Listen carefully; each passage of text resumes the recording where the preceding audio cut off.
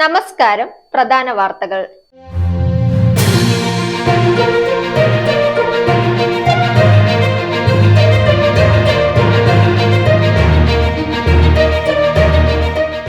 KS ഹരിഹരന്റെ ലൈംഗിക അധിക്ഷേപ പരാമർശം മാപ്പ് പറഞ്ഞതോടെ പ്രശ്നം അവസാനിപ്പിച്ചു. പിന്തുണയുമായി കെ മുരളീധരൻ. പന്തിരാങ്കാവിൽ നവവധുവിനെ ഭർത്താവ് ക്രൂരമായി മർദ്ദിച്ച സംഭവം മുഖ്യമന്ത്രിക്ക് പരാതി നൽകി പെൺകുട്ടിയുടെ കുടുംബം. IPL പോരാട്ടം പ്ലേ ഓഫ് കാണാതെ ഗുജറാത്തും പുറത്ത്.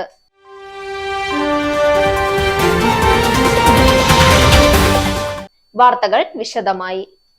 KS ഹരിഹരന്റെ ശൈലജ ടീച്ചർക്കും മഞ്ജു വാര്യർക്കും നേരെയുള്ള ലൈംഗിക അധിക്ഷേപ പരാമർശം ഖേദം പ്രകടിപ്പിച്ചതോടെ അവസാനിപ്പിച്ചുവെന്ന് കെ മുരളീധരൻ.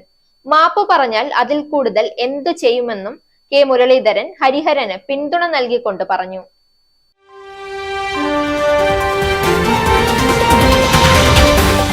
പന്തിരാങ്കാവിൽ നവവധുവിനെ ഭർത്താവ് ക്രൂരമായി മർദ്ദിച്ച സംഭവം മുഖ്യമന്ത്രിക്ക് പരാതി നൽകാനൊരുങ്ങി പെൺകുട്ടിയുടെ കുടുംബം.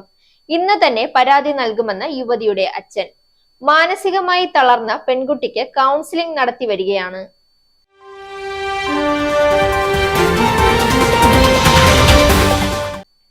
ഇനി കായിക വാർത്ത.